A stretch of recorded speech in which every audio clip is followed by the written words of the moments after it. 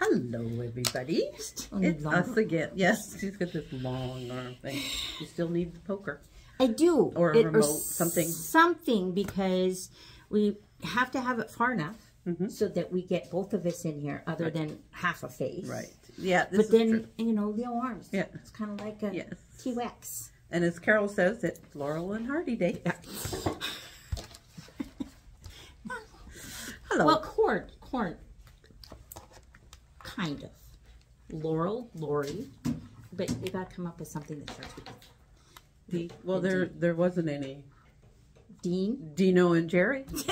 No, I'm Dino. Dean Martin. Anyways. All right. Okay. So maybe announcements first. Let's start off with that for a minute and some of our upcoming classes. If you're not aware, we have a black and white sale happening. So fabric that's black, white, or gray are 25% off. And this also includes your basics, which usually doesn't happen. Right. So if you need to stock up on some basics in those 3 colors, now's the time to do it.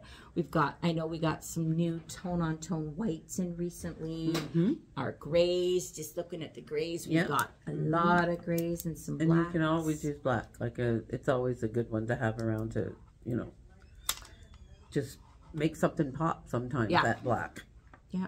Great for using for 2-inch borders. So yes, and then of course Halloween. You know, now is when you want to start thinking of those kinds of things. Yes, so now would be a good time to stock up on those for some Halloween projects. And then I'm gonna do something fun for my kids maybe this year. I know they're older than that, so I might do some pillowcases. Oh, that would be cool. Yeah, I could get into pillowcases. I don't do the Halloween thing. I don't have any children around. But pillowcases, I'm always making pillowcases for the kids, like for Heidi and the kids, because it's just, you know, it's just one of those things you can do, and it's quick, and then they have plenty, you know, it just. And they don't steal yours. Well, they don't live with me, so that's not an issue. You want some children? No. Are you sure? Absolutely. I go looking for my pillowcases, and I can never find them. I'm enjoying the living alone. Never done it, and I am quite fond of it, actually. Like I got some really nice pillowcases. Yeah. And couldn't find them. Went into my son's room. Guess what's on his bed? The other day I noticed Macy had some others of mine, and I'm like, no wonder I have no pillowcases. I have these, just children. I know. I need to fire them. Oh, well. What can you do? Okay. So we have that sale coming up. Classes coming up. Kimberbell Club. Yes. In Chilliwack is this Saturday. So we want to head out there if it's the in-person one. We have Sit and Sew on Monday and Easter tier tray next week. That's full though, isn't it? I don't know. Oh, okay. I just the teacher. I just show up and teach. I don't know the other side. I'm the supervisor of the calendar. If you guys last minute have decided I really want to take it, give the store a call and see if there's anything find out if there's any space there. We'll fit you. Yeah. So that's that. Today we have a Tech Talk. Yes, we do. Yes. And we have Dana is here to present the Tech Talk today. She's going to talk to us about tension in the workplace. Or sorry, no, that's HR. No, never mind. No. All right, so I'm going to flip this around. There we go. Okay. I'm going to walk over here just because I got a little something to show you, and I'll have to get off the right, you want me to focus. No, you can talk. Look at me first. Look at you first. Okay. Okay, so I wanted to keep this one a little bit short, but focus on something that's a super common problem that we see, and that is understanding tension and what that means with your sewing machine. So I wanted to give you an illustration that we'll look at in just a moment, and show you some stitches as well, so that you'll kind of understand what's going on in there, as well as what it looks like on your piece that you're working on. So let's look at this lovely little Janome first. This is a very basic sewing machine with very basic tension settings. I just wanted to focus on what it should be set at. So most machines have a range that is highlighted, just like this one has squares around it, but if you go up or down, you'll see the numbers do not have squares. And that's because 3, 4, or 5 should be the settings that you use with most of your sewing.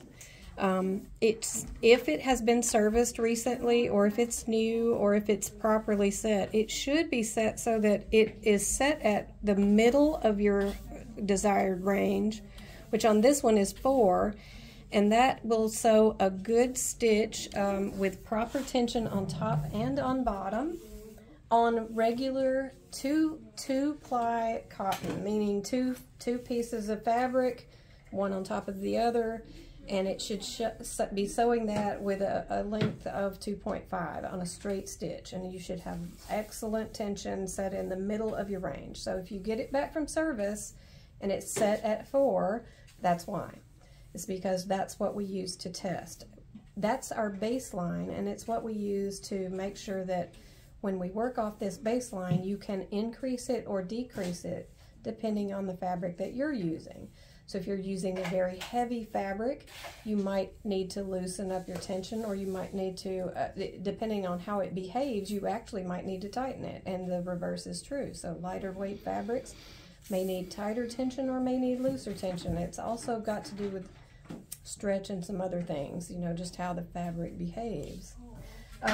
So I wanted to show you this illustration, and I'm no artist, so please don't leave comments about that.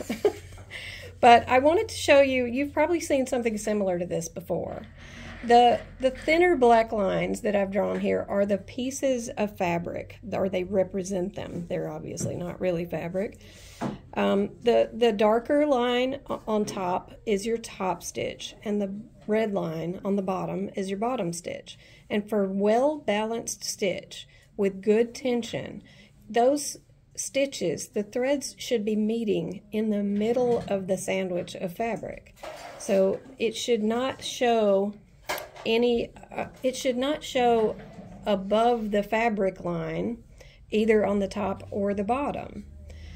If you set the tension too high on the top, so let's say we turned it up to 7, you might see something like the red, which in this case would be the bottom thread. It might be showing little bumps of red, the bottom thread, at the top of your fabric. And that's because the top is so tight, it's stretched like a clothesline. And if you've ever hung fabric, you know, sheets or towels or anything out on a clothesline, you'll see it dip in the middle, and that's kind of what this is doing. So you'll see the bottom thread. It'll look like on the bottom, if you turn it over, the bottom might look fantastic, but the top will look like a straight line of top thread with bumps of the bottom thread coming through. If you set the tension up here too loosely, let's say you've got it turned down to something like 2, or it's just a problem with your tension and it's too loose on the top, then you will look at the top, and the top will look great.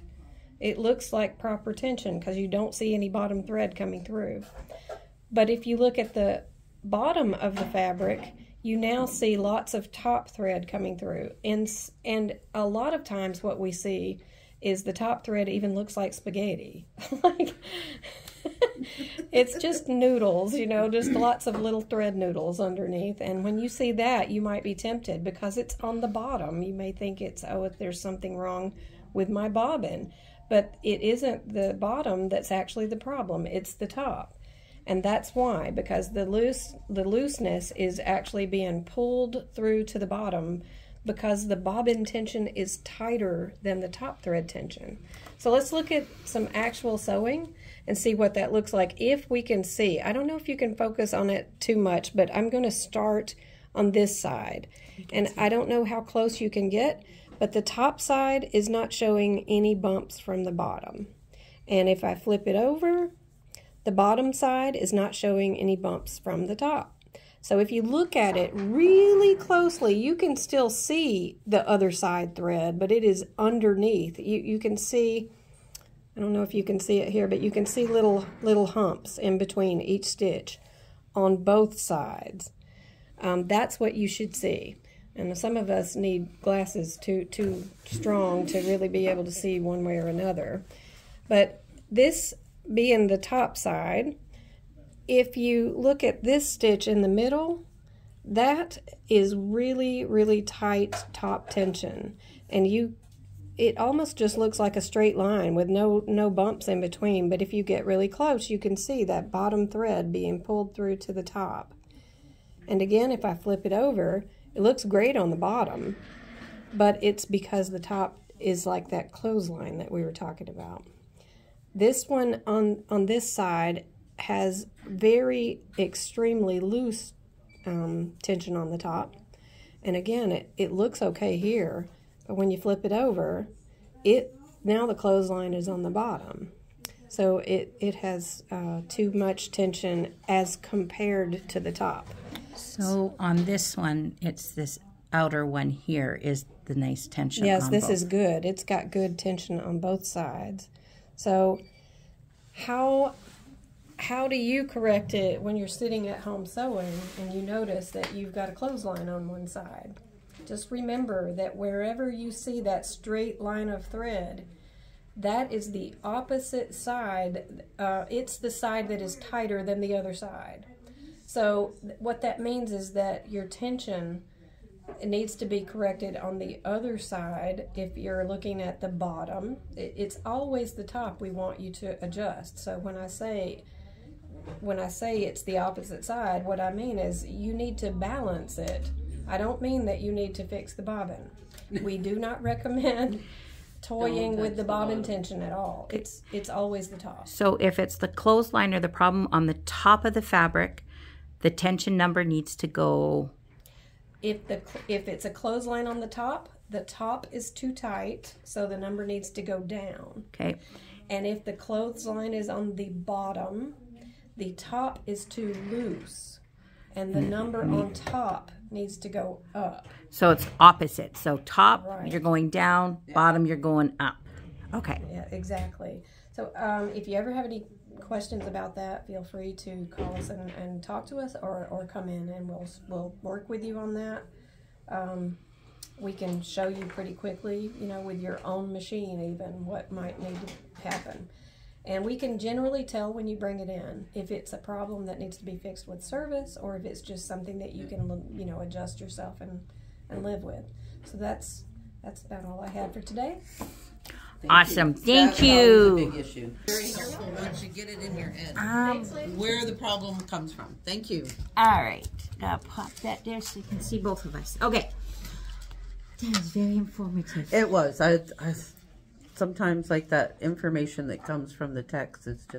It's so valuable, and sometimes it's so basic, but we get confused. And it's a great reminder, because I know I've been told a few times. And sometimes it's not just because I'm blonde. But when you're frustrated because something is not working, like those thoughts just go out the head, out the window. And so then you're like, and then you're trying to fix it and you just can't think that through. So I think I'm going to put a little card beside my table that sits there and says, So when I hit that gimp and I'm having trouble, then I'm like, okay, problem on top, tension goes down. Problem on the bottom, tension goes up, and it's only my top buttons. Yes.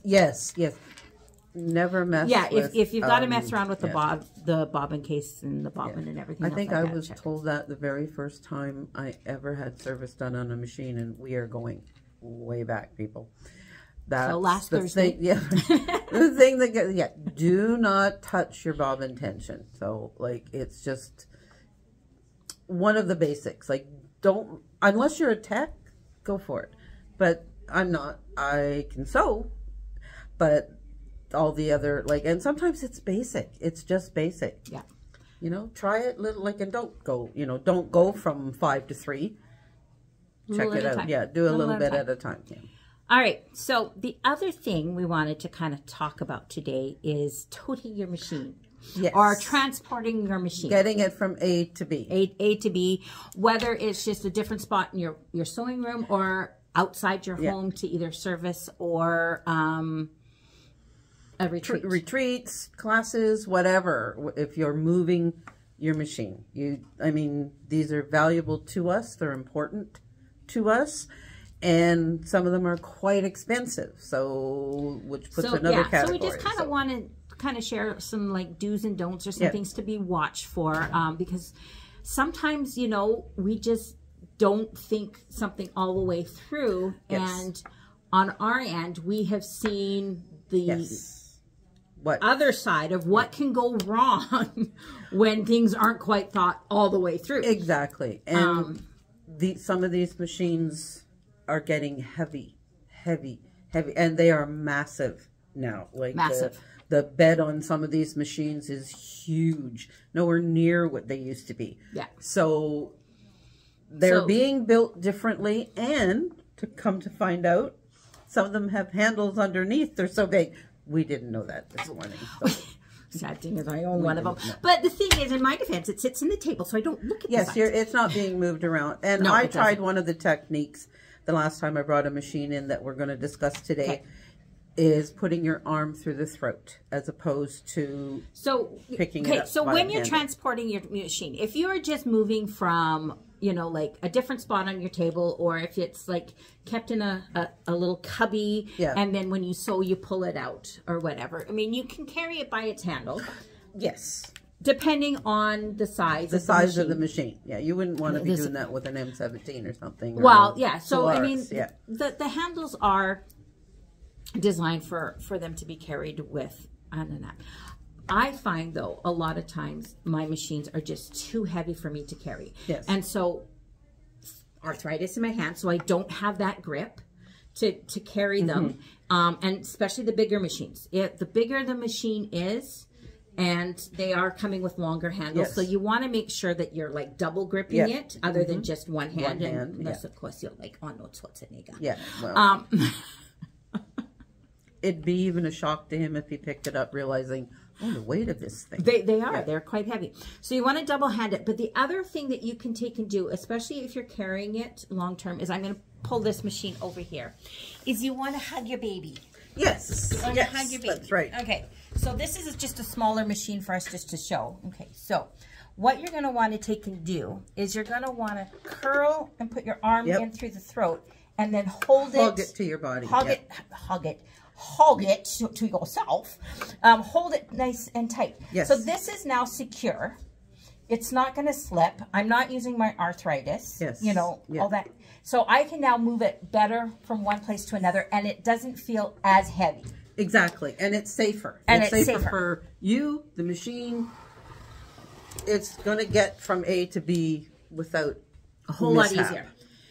So for transporting it that way, that's kind of one of the bigger things, you know, a little bit, you know, one spot on your table to another, you know, you can use the handle. But if you're finding that your machines are just a little on the heavier side, carry it that way. Yeah, and it works because I tried it and I don't have a lot of strength. So with the, I have a 7700 that I brought in, and it really made a huge difference. Okay. So there's the arm. Okay. Now, if you're transporting your machine more than just an inch or two or from one table to another, even with the embroidery machine, you're going to probably follow this with the thing, is you want to make sure you're protecting the machine during transport. Yeah, I put it in the seatbelt. Okay, maybe not have to go quite that far because like I'm not wrestling my big machines into the back of the thing to put it into my seatbelt. Okay, if you're transporting a embroidery machine, always remove the embroidery arm.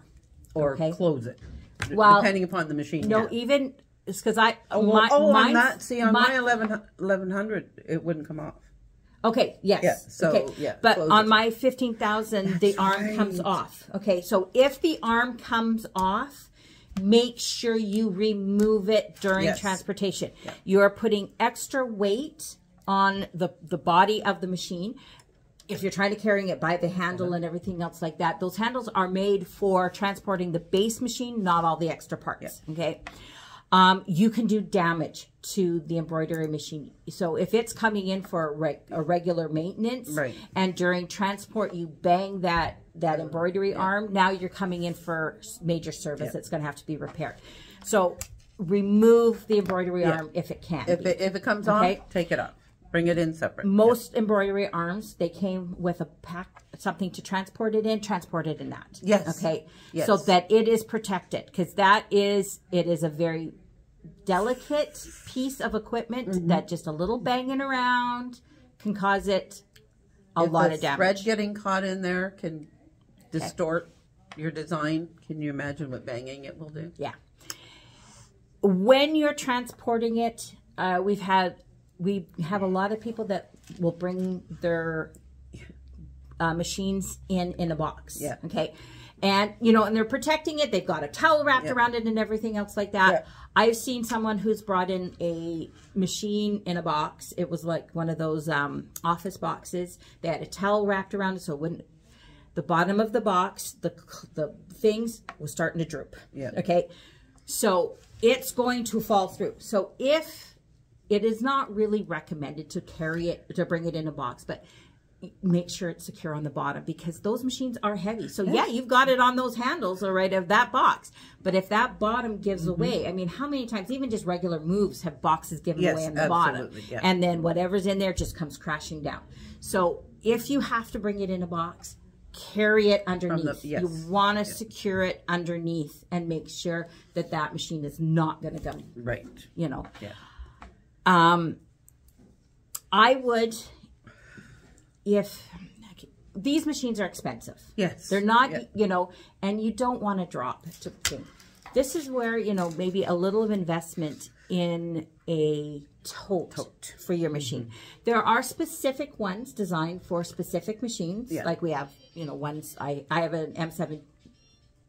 I have an M7, but the tote that I have is for the 15,000. My M7 does fit in it because they're the same base and body shape and stuff. But it's designed for the M7 or for the 15,000. I really want the M17. Okay, like, can we not tell this? Well, okay. We should do a GoFundMe. I know. Did you hear what she said? She said we should do a GoFundMe. I don't know if there's a group of people out there who are willing like me to, that much. No, probably not. No, but I don't have anybody who likes me that much either. That's okay. So, and then this one's designed. It's got lots of cubby holes for like putting in the hoops. Yes. And so when I come to either a class or if I'm going to a retreat, almost everything fits into that tote. So I've got my hoops. I've got a place to put some of my threads. I mean, depending on what I'm doing. I mean, if I'm doing a lot of threads or whatever. Yeah. So I do need a little extra. And then the container or the carrying case for the arm sits nicely on top. And so a lot of it is all nice, compact in there. And then I just need an extra bag for some of the extra stuff. But totes comes, you can get them generic, specific to your machine. All There's those a whole range of them. They are handy. Yes. They are worth the investment. When you're bringing them back and forth, or you're for. Lots of people carry their machines around quite frequently. Yes. So I mean, just think about it. So if you get spend a couple $100 on a tote, and you bring it in, only for servicing, it's still protected. Yeah. You bring it in a box or something like that, that bottom gives away, the machine crashes to the floor. Yeah. That's a lot more expensive to replace than a couple $100. So, but I mean, it's budgets and all those kind of things, and you need to just, do the best you can to works for you. Find what works, budget, make sure that you're securing that machine. And the other thing is, Carol's got a little handy, little tip for your totes. They make excellent fabric storage when they're not in use. She stores all of her fabric in there. And I mean, they do fold down so that they can tuck under a bed or tuck into a closet or whatever. Or utilize it as it is. And most of us have lots of fabric. So finding places to store it is a challenge. Or what you could take and do, is you bring your tote in when you come shopping for fabric. You fill up your tote. Then when you come in, so you can put your machine in there. So you get a little bit bigger. And then so you tuck all the fabric in around the machine. Yeah, and take it home. And then you take it home. And then, so then your husband or significant other or whatever thinks that you're just toting your machine back. And then you slowly unpack the fabric. And then they don't realize that you snuck in a whole bunch of new fabric. Because those people who don't do what we do have no idea how much fabric we buy. Or where it's hidden or where it is. So sometimes we just need those sneaky little ways of getting it into the house so that somebody doesn't come up with that ludicrous question. What do you need more fabric for? Yeah. It doesn't have an answer, but you don't need to ask the question either. So. Yeah. So there you go. It's pretty. It's nice. It talks to me. It said, buy me. It says, buy me, buy me, buy me. You need me. You never can have too much fabric. That's because, you know, we have our stash for a reason. Yes. Yeah. Because as we're doing different projects, I mean, yes, we may buy a specific fabric for a specific project. Yes. But you always need filler fabrics. And you're never going to know. And it's been times where I have found a specific fabric and I really, really liked it. But then I went to go and try and match it at that time. Yes. And something's not off. But I have found something in my stash that will work. That will work because dye lots change all the time. Oh, Lord, yes. You know, it says black, but I mean, you hold up like 5 blacks and they're not all the same. Exactly. Yeah. And so there have been times where just even something simple as that, where I've had like a turquoise fabric and I couldn't quite find the right shade, but I had it at home in my stash. So that's why, yes, I have 14 different shades of turquoise. Or there is also this other side of the coin to look at it, that if ever I get to the point where I can no longer afford fabric, I could still sew for about 15 years. We are saving for, you know, you got your so I'm looking ahead. Your CPP. Yep. Or if you're in the States joining us, your 401k. So you've got that for your finances for your retirement. Your fabric, investing in your fabric is also an investment for your retirement. I will still be able to sew. Oh, yes. Well, we did mention your fabric storage in your tote. So well, yes, it works. It works. Yep. There we go. Yep.